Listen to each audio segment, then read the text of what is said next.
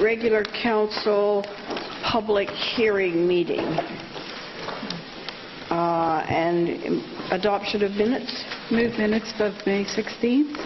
Second. All those in favor, opposed, carried. Move minutes of land use May 16th. Second. All those in favor, opposed, carried. Move minutes be adopted for public hearing May 16th. Second. All those in favor, opposed, carried. And before we start the delegation portion of the evening, I wanted to bring to Council's attention that the Immigrant Employment Council of British Columbia has recognized the city's leadership in supporting the integration of skilled immigrants into Canadian workplaces. We were presented this award for our work in the Connectors program, connecting, it's an employee-led referral program that helps new immigrants build professional networks and connects them with local job opportunities. And not only that, it's also helped the city access some top talent and who may not have made it through regular recruiting channels. So we're very proud of the role not only has our city played, but in the connection, but that we're advocating for those connections through this program. And we have received the 2016 Leadership Recognition Award by the Immigrant Employment Council. So thank you very much for all of your work, to the senior managers, and thank you to Human Resources who have made those connections and making integration of immigrants and refugees to our community so much easier than other places. Appreciate that work. This evening we have 3 delegations, and they're all relative to corporate reports, so I would ask that you bring forward corporate report R112, R125, and R129. So moved. Second. All those in favor, opposed, and that's carried. And the first one up is Anna Matheson. Anna's going to give us a overview of our brand new Sustainability Charter 2.0. Welcome, Anna. Thank you very much, Mayor and Council. I'm pleased to be here tonight to present to you the final draft of our updated Sustainability Charter, our Charter 2.0.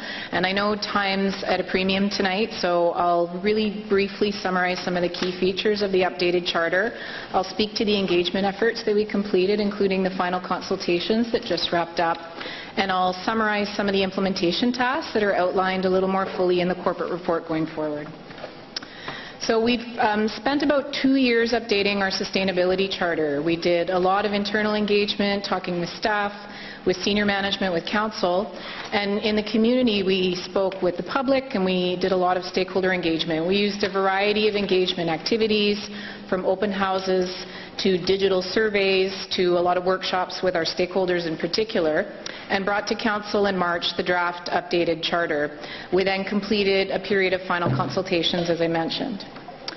So the Charter is our overarching policy document for the city, and the key features of our new Charter are that it's more clearly worded that way. It's really clearly worded as the higher level policy document that guides the city and guides more granular plans like the biodiversity plan or the developing public safety strategy.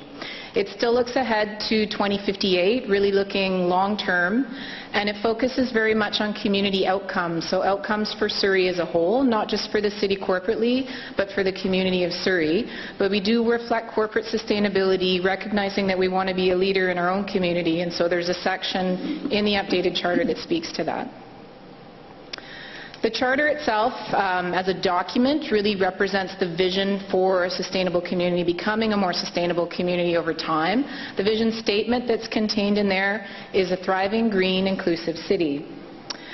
And the new Charter is based on the principles of sustainability, the 3 pillars, and by that I mean balanced decision-making and really long-term thinking. But the content is organized around these 8 community themes that you see in that graphic. And really that's meant to provide a more holistic picture of the way our community functions and to really try and represent some of the interconnections between those functions. In each of the themes, we have a goal, and that's really the overarching description of what we'd like to achieve. We have a number of desired outcomes that are really about what we want for the community. And then under the desired outcomes, there are strategic directions, which are priority focus areas, kind of how we want to move towards those desired outcomes over the next 5 years. We also took advantage of the Charter update to update our sustainability indicators and targets from our sustainability dashboard. So we've refreshed those and brought them into the updated Charter. I mentioned corporate sustainability. So a final kind of key feature of Charter 2.0 is that we acknowledge those corporate successes, and we also have a section that has targets for moving forward, including some targets around sustainable procurement and waste diversion. From March to May, we've held final consultations, and that engagement was, again, it was a variety of activities. It ranged from some digital surveys with staff and through City Speaks. We did a number of presentations at advisory committees. We had one-on-one meetings with members of the community. All stakeholders who had been a part of workshops and so on received a copy of it for comment. So we've really taken all that final commentary and woven it into the final draft that you have in front of you this evening for approval. Just to wrap up, one is around engagement observations after an almost 2-year period of engagement, is that sustainability remains really strongly supported by our public, by stakeholders in the community, and by staff. We had a lot of input, in particular from stakeholders, on those desired outcomes and the strategic directions. And the stakeholders that we worked with are really interested in collaborating, in staying involved, recognizing that they are all part of achieving these desired outcomes for Surrey. And just to wrap up on some implementation tasks that are in the corporate report, some of those are internal facing and some of those are external facing. So internally, we will ensure that departmental work plans and our financial reporting are aligned with the goals and desired outcomes of the new charter. We're going to be building a new city dashboard. We'll take the sustainability dashboard and we'll revamp it. It'll integrate those refreshed indicators and targets from the charter, and then it's also going to integrate the metrics that we're reporting on through our ISO 37120 certification, which is the international standard for sustainable development of cities, and we signed on to that last fall. So the new city dashboard will weave all of that together. We'll work on some revised decision tools, and that includes in the corporate reports to council, as well as things like our sustainable development checklist. And then externally facing, I was mentioning that stakeholder collaboration, so we're going to continue some of that dialogue with stakeholders and explore things like a neighborhood level implementation of some of these outcomes, and applying in particular on that to some FCM green municipal funding that's available for sustainable neighborhood action plans. So that's a really brief summary of Charter 2.0 that's before you, and I'm happy if we have a moment to answer any questions that you have. Thanks, Anna. That's a very brief summary of a lot of work that went into that, and I'm very appreciative of all of the work that you have personally done with each of the departments in order to make it so all-inclusive. I know when we were looking at some climate change initiatives that your expertise and your value relative to what's going on here was really, really important. But we do have some questions. Councillor Hayne. Thanks, Madam Mayor, and to echo your comments, congratulations, Anna, on a great job. When we go around and talk with colleagues around the province, whether it be at UBCM or later this week, a lot of us are heading off to FCM, we have colleagues across the country who are extremely envious of our Sustainability Charter 1.0, and so we've taken that just to that next level, and really being able to have an overarching document like this, a living document, not just one that's written and sat on a shelf, but one that actually is used each and every day, is so critically important to everything we do. And adding the ISO certification as a municipality is again leading the way in the things that we're doing that other municipalities across the country are again very envious of and want to learn more. And I know that you're talking with your counterparts across the country as well as you share what the journey that we've taken. So I'm just very proud to be part of this municipality, and when we go out to these conferences and things like that, it's really heartening to hear other municipalities echo how lucky we are to have the staff we do. So thank you for what you do. Councillor Steele. Thank you very much. and congratulations. I just wanted to say, too, just like Councillor Hayne has said, that at many of the committees that we sit on, Metro Vancouver and other organizations and other committees, they rave about our sustainability charter and all that you've done and all that we've done. And in July, the beginning of July, I will be attending a sustainability meeting, I guess, and convention in Bonn, Germany, on behalf of Metro Vancouver. So I'll be interested to take some of this stuff with me, and interesting to see what I can bring back that we can share with the city as well. Great. Councillor LaFranc? Mayor, I really want to congratulate you, Anna. It was, it's an amazing piece of work, and just to echo what Councillor Hayne and Steele are saying, it really does sort of elevate Surrey above other municipalities across Canada. I think also the work that you did in bringing it up a level was really important, and the vision of a thriving, green, inclusive city, I think, really can capture the imagination of the community. And I really liked how you separated out also the work plans from the vision and the mission of a green city. So it's a job well done, and I think that it will really stand us in good stead for a long time. I think till 2058. Is that correct? Wow. Will you be around? I hope so. 3.0. Thank you. Yeah. Thanks again, Anna. We'll be anxious to share it with our colleagues at FCM this week. It's great. Thank you, Mayor and Council. We should put the corporate report on the table so that we can... Well, I'll move corporate report 112. Second. The recommendations and the receipts. Second. All those in favor? And that one's carried. Thank you, Council. Next up is Tara Roberts, Accessibility and Support Services Manager, and Marco Pasqua, the Community Services Assistant for Building Accessibility. Measuring up. I think we first got measuring up around the year of the Olympics, 2010, as I recall. Thank you, and just like to thank Mayor and Council for this opportunity to present it on the measuring up. Can you just move the mic a little bit closer? Yeah, there we go. Okay. Great. So we just wanted. Oh, we gotta start this back at the beginning. My apologies. Oh, I don't know what that is. Sorry. This one. There seems to be two windows open. Oops. Okay. That's not good. I think we just closed our presentation. Let's see if Dawn can load it up there. Yeah. Apologies. This is cutting into our 5 minutes. There we go. here we are. Awesome.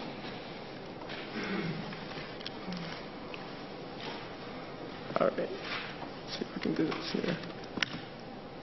Perfect. So thank you so much, everyone. So what we are going to talk about this evening is the Measuring Up Committee, our audit review process and the history of that, building accessibility and our vision, how that ties into emergency planning, our next steps for the future, and an inclusive community video that we've created. So a little bit more about Measuring Up. So I'm proud to say that Measuring Up is actually an advisory committee that specializes in accessibility and inclusion, and we do have representatives in the committee that represent almost every disability group, which is great. We also have community partners that have been really, really great as far as moving forward some of our initiatives and some of our strategies. I want to talk a little bit about our audit review process because building accessibility and built environment is really important to us.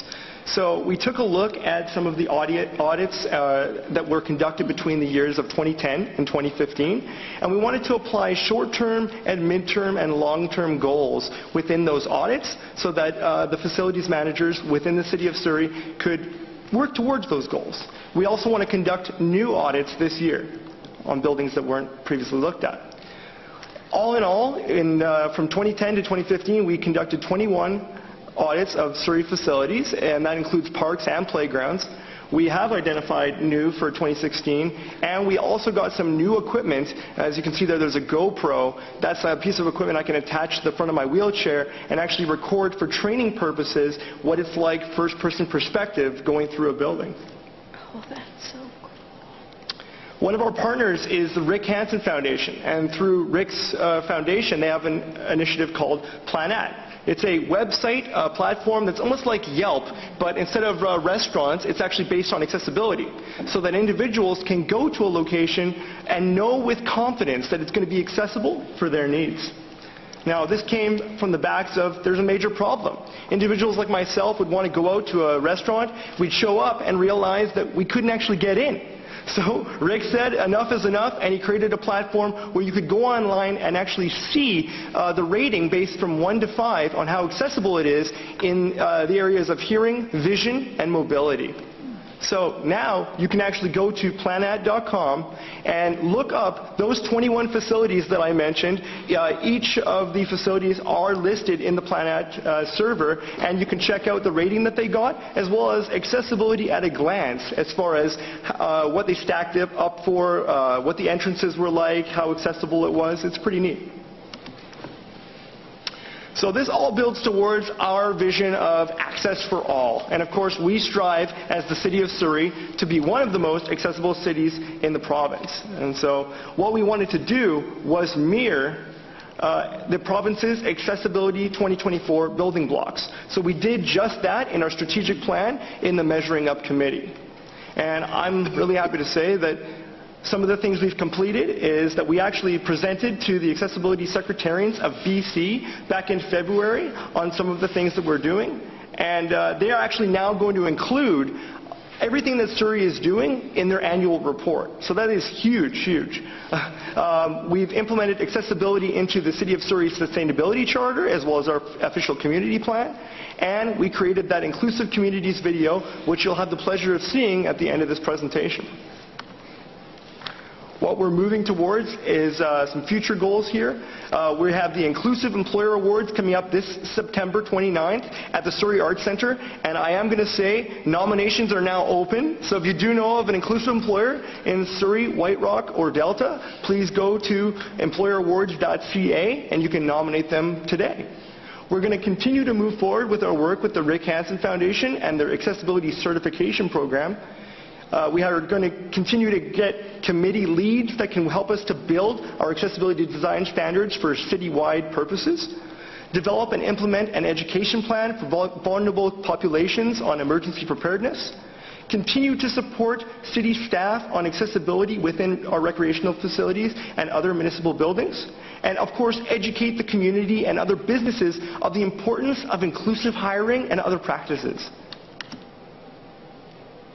Now, to tie back the emergency planning, we've been working with the Disability Alliance of British Columbia to build in their functional framework, which they call CMIST. And this actually looks at communication, medical, independence, supervision, and transportation needs of individuals with disabilities. And we actually developed a brochure that gives you a pamphlet or a card that you can cut out in case of an emergency so that people know at a glance what you might need or require if that ever happens.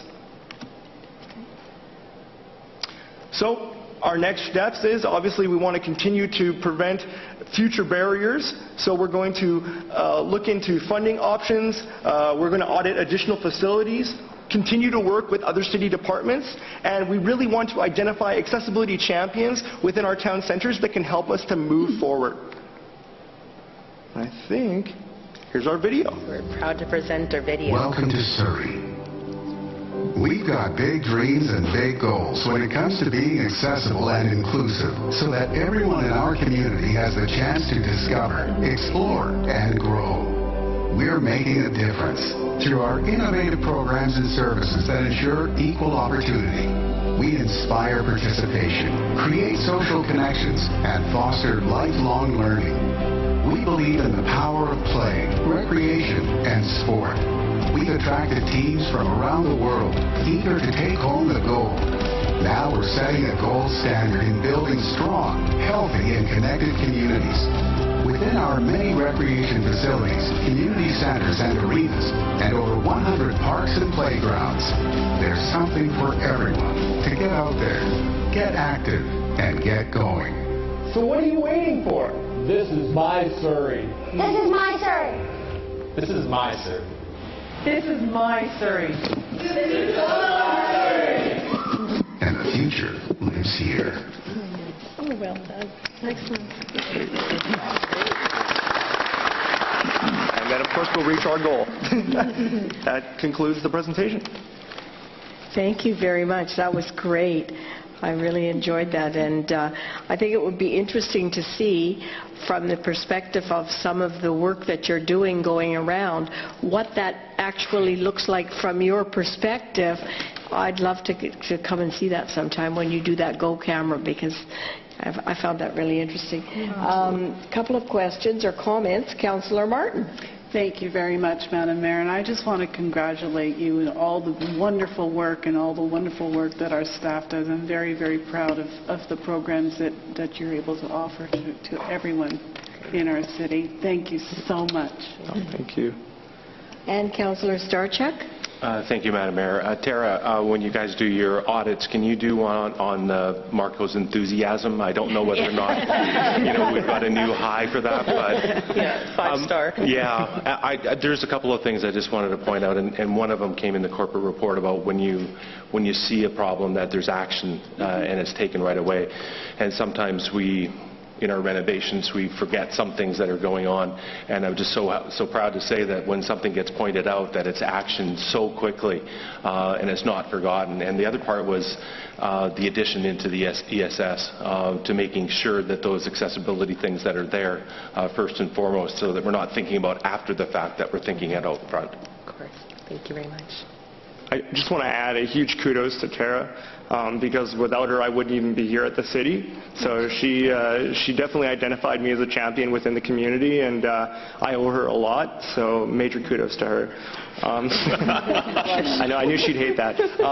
Secondly, I just wanted to add that one of those future audits will actually be for City Hall, which is something that I didn't get to mention, but I'm actually really excited about doing that, because as somebody that comes in here and sees the halls every day, I'm really looking forward to seeing how we're really doing, as I know this is a brand new build, and how we can encourage more people with disabilities to potentially come here and work for the city. Excellent. Thanks, Marco, and thank you very much, Tara. You've been a strong advocate right from the beginning, and we appreciate all your work. I'm going to ask Council to put on the table R125. So moved that we put R125 for its receipt and recommendations. Second. All those in favor? Opposed? And that's carried. Presentation. Next up is Aileen Murphy, our senior planner, to talk about our LIP program, the Surrey Local Immigration Partnership Program.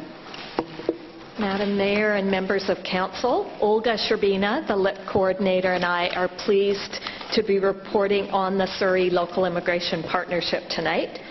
Immigration integration is a key issue for Surrey. Over the past decade, on average, about 7,000 new immigrants settle in Surrey each year. Local Immigration Partnerships, or LIPs, are a federal program, and they are funded in communities such as Surrey, where significant numbers of newcomers are settling. The goal of LIPs is to foster more welcoming and inclusive communities. Our Surrey LIP was initiated 2 years ago, in 2014, and we're proud to say we've just completed the development of our strategic plan, which is called Everyone in Surrey Belongs. Governed by a Surrey member LIP committee, and it is chaired by Councillor Villeneuve and Anita Huberman, CEO of the Surrey Board of Trade. The committee members come from a number of different sectors, from business to education to health and community services. We also have a number of city departments on the Surrey LIP committee, including social planning, human resources, parks and recreation, as well as Surrey libraries and RCMP. Additionally, we established an Immigrant Advisory Roundtable, which is a group of local immigrant and refugee residents who come from 16 different countries. So raising awareness. Over the last couple of years, the Surrey LIP has developed a number of communication resources. Their purpose is to raise awareness and knowledge about immigrant issues in Surrey, as well as provide regular updates on the work of the LIP. Over the past 2 years, quarterly newsletters and fact sheets were prepared on a range of issues, so there's now 8 newsletters and 8 fact sheets. A LIP website was developed, and then in your agenda package you have the 2014-2016 progress report entitled We Can, We Will, that highlights the LIP's activities over the past 2 years. One final comment is about the photos, and all the LIP materials, the website, etc., all of the photos are of Surrey residents, and this was very deliberate and really was kind of Olga's idea, that we kind of showcase the diverse faces of the community in the work that we do. The Surrey LEAP strategy is based on facts, research, and community input. One of the benefits of the work that we're doing with Surrey LEAP is that we're able to conduct community-based research on immigrants and refugees that is specific to Surrey. And over the last 2 years, over 1,000 local residents and stakeholders have participated in our community consultations. The Surrey LEAP committee at the very beginning of the project 2 years ago identified 4 main areas of research. The first research was focused on service mapping, and as a result of this research we were able to develop an online inventory of settlement services in Surrey, and it's accessible and can be accessed on the Surrey LEAP website. We also were able to engage local community agency leaders in the process and get their perspectives on adequacy of settlement services in Surrey.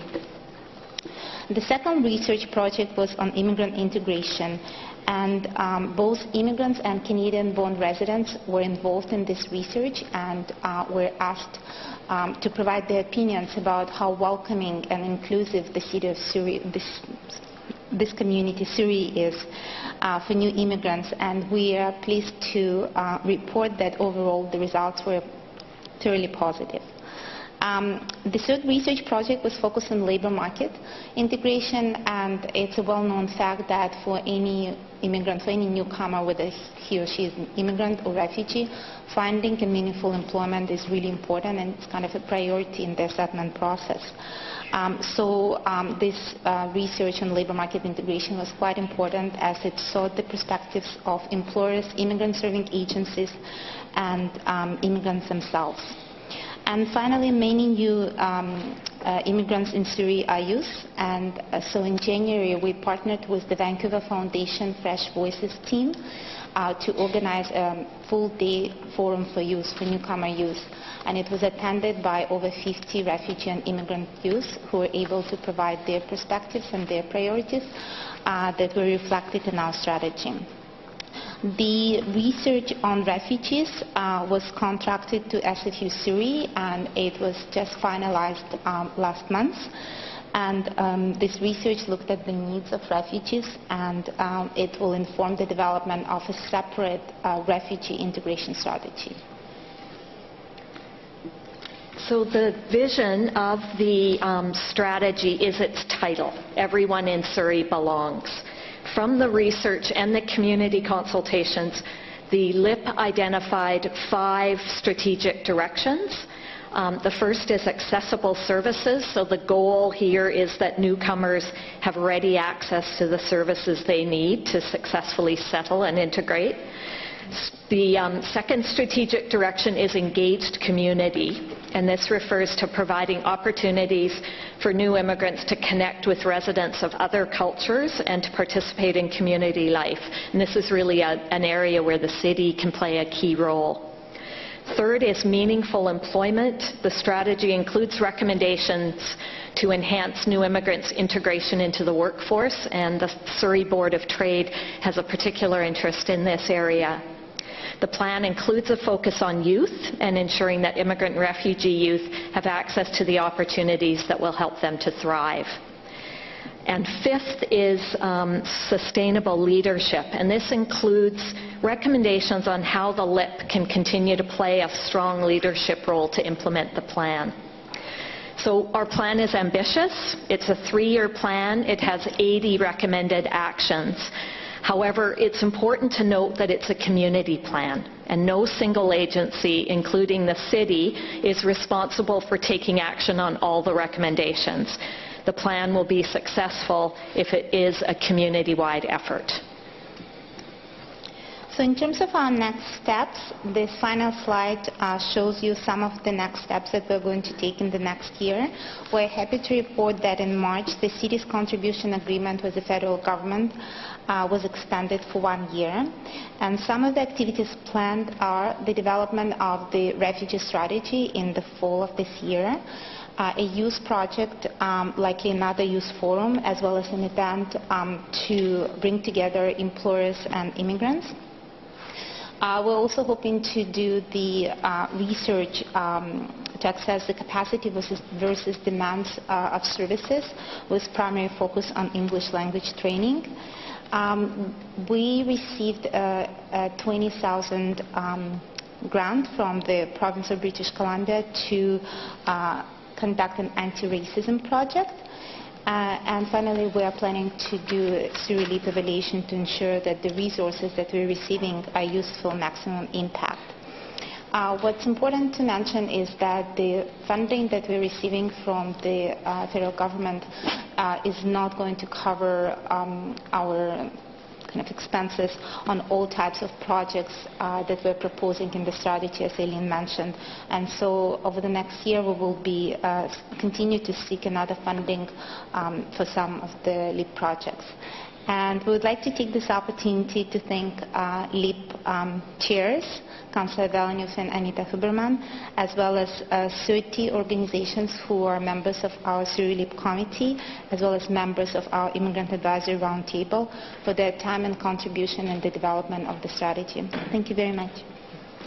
Thank you for your presentation and for the work that you've done with the community organizations in coming forward with this strategy, and for all of the work that Councillor Villeneuve has put into this as well. And Councillor, you're first up. Oh, well, thank you very much. I have to recognize Olga and Eileen, because they are true leaders in this area, and the quality of report really comes out of the leadership that you've given through the Social Policy and Planning Department in our city, and I want to recognize that hard work. And I just want to showcase, I mean, we were talking a little bit about the report, that the quality of the report and the photographs of the people and the recommendations and the research evidence-based advice I think is so worthwhile, and I will acknowledge the federal government that did fund this project, and it shows what can happen when there is funding from other levels of government, that we can harness the talent of our staff and our organizations in the city to put together a path for a productive, healthful direction for new immigrants and newcomers in our city, and I think this is a great start. We've also had the value of working with Simon Fraser University and their research students that are helping us with basically research, and the research is being done by some of our new immigrants, which makes it, I think, even more valid in the conversation, more real. And we have valued the participation of the Immigrant Roundtable, that now our advisory committee that's now set up with 19 people representing different cultures in our city, and actually putting on projects together and talking directly with people in their community about what the city's doing. So it really is a ground-up initiative, and it is a time that we see as so important where organizations are coming together to address the fast-growing city that does attract 44% of the newcomers in British Columbia, and we want them all to be successful. So I feel we're moving in the right direction, and I think anything I know our City Council can do will support those endeavors. And I think we've been very open and welcoming with the Syrian refugee movement into our city and into the Lower Mainland. and that's being recognized by other people as well. And I think for us, it's also very informative as we put together the refugee strategy for the future, because we're actually dealing with reality on the ground, and that will also be informing these reports. So thank you so much for all the work. I really enjoy being part of it. And the Board of Trade has rebranded the Board of Trade, and one major thrust for them over the next 5 years is to link new refugees and immigrants with employers, and I think that's going to be a real asset in this city. They can add to the Connector program that for which we've already gotten an award, so they can be part of. They'll be the next ones up. Councillor LaFranc. Thank you, Madam Mayor.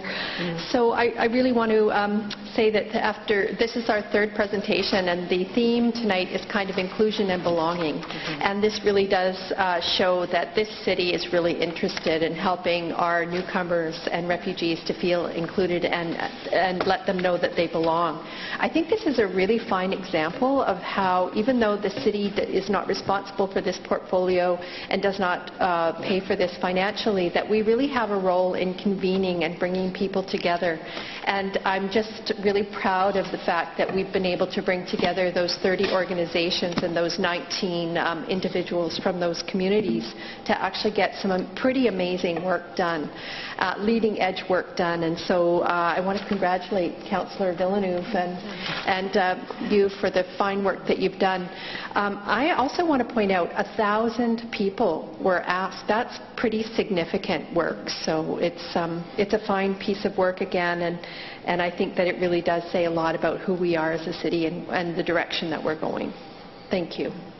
Thank you again for your presentation. It will be useful to have at the FCM, so we'll all have a copy of that, I expect. Yes. Thank you. And on the table, corporate report R129. I'll move that recommendation and receipt of the report. Second. All those in favor? Opposed? And that is carried. We'll now move into the public hearing portion of the evening. And Madam... Mayor, are we going to have a fire report done as well from Work 124? So our fire chief can go on. Nope. Oh, the fire chief would like to... Okay, which report number is that? Corporate report R124, move recommendations on the fire dispatch agreement, the Columbia Shuswap Regional District. Second. All those in favor of letting the fire chief go home? Not literally. Thank you for the work you've done on that. All those in favor? Opposed? And that's carried. We'll now dispatch to one more place, the Columbia Shuswap Regional District. So moving into the public hearing portion of the agenda, Madam Clerk, may I have number one? Is zoning amendment bylaw 18737. The address is 16729 Edgewood Drive. We have Che Kwang Yang and Chang Sheng Yang. The purpose is that the applicant is seeking to rezone the property from 1 acre residential to single-family residential and single-family residential 12. The applicant is proposing to subdivide the site into 6 single-family residential lots. I have no one signed up to speak to this bylaw. Is there anyone wishing to speak to bylaw number 1 on the agenda this evening? This is the first call, second call, and this is the final call.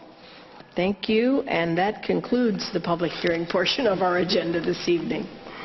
Committee reports. Move the minutes of the Diversity Advisory Committee, March the 8th. Second. All those in favor?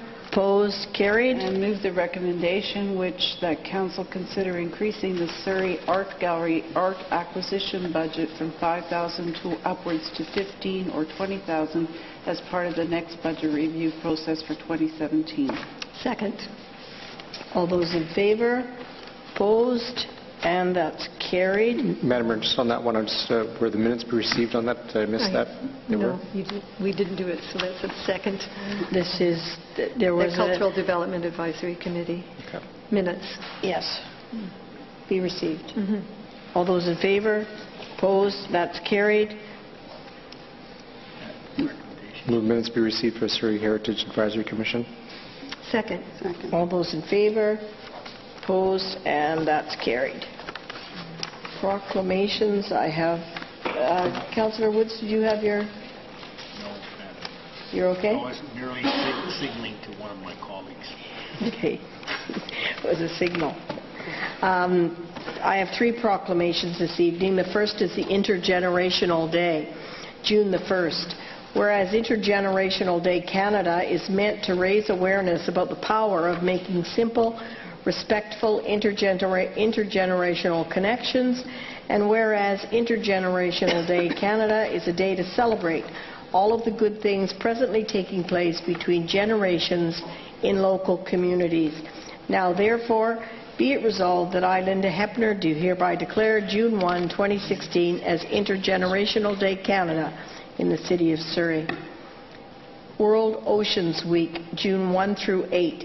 Whereas in 2009, the United Nations proclaimed June 8 to be World Oceans Day, and whereas World Oceans Week Canada urges all Canadians to take action to conserve water, preserve waterways and shorelines, reduce emissions, reduce their carbon footprint, and protect the habitat along and in our waterways. Now therefore be it resolved that I, Linda Hepner, do hereby declare June 1 through 8, 2016 as World Oceans Week in the City of Surrey, and encourage the residents of Surrey to actively conserve, preserve and protect our waterways, our oceans and habitat. National Blood Donor Week, June 13 through 18. Whereas blood donors in Canada are the lifeblood of their communities, and their generosity should be honored, as donating blood is a genuine act of altruism. Donors are not only remunerated, and therefore blood donation represents a truly selfless act. And whereas blood donation has the power to save lives, as blood and blood products can't be manufactured. Whereas 100,000 blood donors are needed in Canada this year to support patients across the country, 30,000 more than donated this past year. Now therefore be it resolved that I, Linda Hepner, do hereby declare June 13 through 18, 2016 as National Blood Donor Week in the City of Surrey. Moving on to corporate reports. Madam Mayor, move corporate report R113, the sale of city properties at 18407, 18415, 18425, 18433, and 18441 59A Avenue. It should be noted that all of them were sold for $511,000, with the exception of 18433, which was sold for $515,000. Second. All those in favor? Opposed? Carried. Move corporate report R114, sale of old fire hall number 7 in Port Kells at 18922 and 18932 88th Avenue, and was sold to the Surrey Firefighters Historical Society in the amount of $575,000. Second. Councillor Starchuk. Thank you, Madam Mayor. I just wanted to point out how happy I am with what's going on here, and the fact that this will be the first in BC where the firefighters actually own a historical site of a fire hall. They'll be able to house their antique-type museum vehicles that are inside of it, and as far as I know, the only other situation that arises in the country is in Winnipeg. So, happy to see them have that as a historical Absolutely. property. All those in favor? Opposed? And that's carried. Move corporate R115, sale of city property at 10734 Timberland Road for an amount of $100,000. Second. All those in favor? Opposed? Carried. Move corporate report R116, road closure adjacent to 11348 River Road. Compensation is $2,065. Second. All those in favor? Opposed? Carried. Move corporate report R117, approval of sale of closed portion of road allowance adjacent to 14433 and 1445570 A Avenue and 7053144 A Street. Second. All those in favor? Opposed? Carried. Move corporate report R118, development cost charge front ending agreement for works that support development in the West Clayton Neighborhood Concept Plan. Second. All those in favor? Opposed? Carried. Move corporate report R119, award of contract, traffic signal and special cross route program. Second.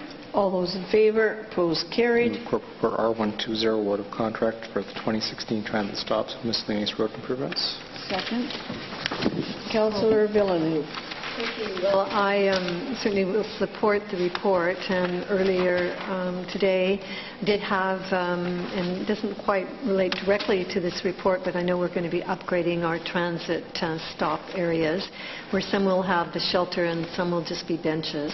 And there was a suggestion from the West Panorama Ridge Association that they have dialogue. They were concerned that the contract wasn't open to new suggestions, but they're suggesting that they will hope that there will be some room as we upgrade our bus stop areas for innovation or for the benches to fit within the quality of the neighborhoods. And so I just want to ensure that I can assure them that we are open to further discussion as we move down the road, and particularly in areas which are not major bus stops. I realize that we will be having those major upgrades and advertising in those areas, but I do think there's room for innovation, and Councillor Starchuk was mentioning that there's some public art benches that are in some other cities, and I don't think we should rule that out because it does open it for potential, particularly if groups want to take on the costs of maintaining them. So I'm going to make sure that through this contract, signing the contract, it doesn't close that door. I'll leave that with you, Mr. City Manager. Okay. Thank you. Thanks, Councillor. Thank you. I'll call the question. All those in favour? Opposed? And that's carried. R121. Move for R121, 2016 LED roadway lightweight upgrade program in the city centre. Second. All those in favour? Opposed? Carried. Move for R122, acquisition of portion of privately owned property at 3616 Elgin Road and disposition of portions of city property at 14389 Crescent Road in the amount of $86,900. Second. All those in favour? Opposed? And that's carried. Move Corporate Report R123, late grant application to Vard Ashram Intercultural Service Humanitarian World Association in the amount of $500. Second. All those in favour? Opposed? Carried. And move We've dealt with the fire dispatch. On to 126. 126, BC Artscape. Move BC Artscape Community Culture Hub proposal. Second. All those in favour? Opposed? And that's carried. Move Corporate Report R127, funding request for Community Enhancement Partnership Program to the Ocean Park Manor pole lights in the amount of $3,000. Second. All those in favour? Opposed? And that's carried. Move Corporate Report R128, Climate Action Revenue Incentive Program, the 2015 reporting requirements and 2015 corporate greenhouse gas emissions inventory. Second. All those in favour? Opposed? Carried. And Madam Mayor, move Corporate Report R130, which is on table. It's the Ether Organization trip to Cloverdale Rodeo in the amount of $2,688.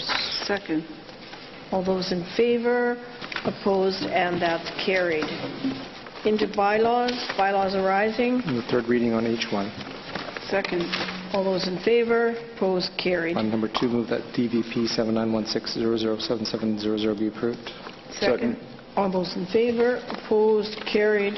On 3, Madam Mayor, move that DVP 7916014700 be approved. Second. All those in favour? Opposed? Carried. And number 4, move DVP 7916011600 be approved. Second. Councillor Starchuk on DVP. Thank you, Madam Mayor.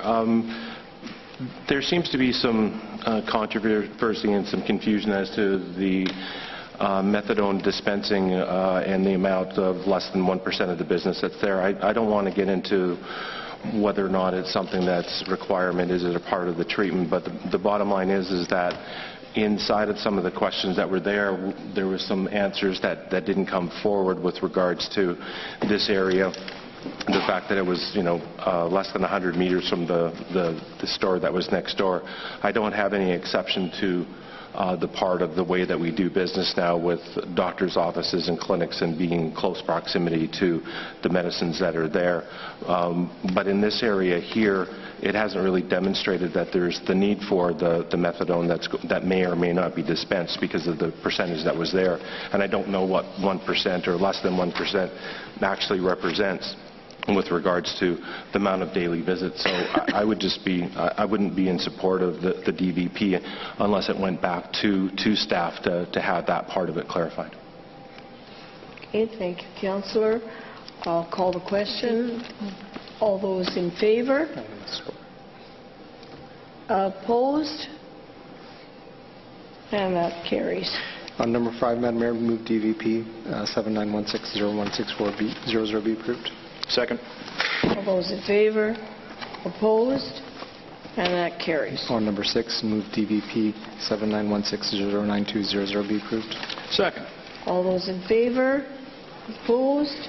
Carried. Move final adoption Finals? 7. Second. All those in favor? Opposed? Carried. Move final adoption number 8. Second. All those in favor? Opposed? Carried. Where would you like to move? Upgrade on port project CIC. So moved. Second. All those in favor? Opposed? Carried. Any notices of motion, councillors? Any other business? Councillor Villeneuve? Thank you. Thank you, Madam Mayor and Council. I just wanted to note that Aileen Murphy and I were able to make a presentation this afternoon by video conference. My first experience with that, and our technical staff did well in supporting us, to the Committee on Immigration and Citizenship at the federal government level. So we appeared as witnesses, and we were able to, the committee is going to be doing a study on the settlement of Syrian refugees and how well it's worked. But it was an opportunity for us to showcase what the city has done to help welcome refugees, not only Syrian refugees, but refugees over the time. And we were able to do that since 2009 on many of our efforts that we've done, from producing our brochures and our public forums to our myth-busting campaign, to our housing study, to working with the local immigrant partnership table. But primarily we focused on the fact that we really feel strongly that there should be the elimination of the transportation loan repayment requirement for the government-assisted refugees that come to Canada. And our Social Policy Committee and this Council has been working on that issue since 2009. We've taken motions successfully through the BC municipalities conferences and had a positive resolution that was unanimously supported by all the municipalities. In 2010, it went through the Federation of Canadian Municipalities and it was endorsed across the country. It's been through the non-profit settlement organizations, AGM has been endorsed, and now it has been presented to the transportation or the Immigration and Citizenship Committee that hopefully will be reviewing this policy, because it's really asking the poorest of the poor, people that are coming out of war-torn countries, to repay loans that can be up to between $10,000 and $15,000 per family. So I'm hoping that we'll see some progress on that. Our MP is going to be presenting a petition to the House of Commons on the issue, and hopefully this committee will review it with all seriousness. We were asked a number of questions from all three parties, and I think successfully answered most of them. But I want to acknowledge the work that Aileen Murphy did and our staff in helping us get that set up. And it certainly is an issue that many people in this community feel passionate about. So I'm hoping as a council and with our federal representatives, we can see that requirement turned around and eliminated. Thank you, Councillor, for your work on that. It's a little intimidating, those when you're... It was. Yes, we set up the mayor's boardroom to be able to do that because we did one with respect to the light rail project as well. So I know what that feels like. And thank you for your work on it. I was glad to have the opportunity to present our case. Yeah. Any other comments? Any other business? Entertain adjournment and... So moved. Thank you. All those in favor? Opposed? Carried.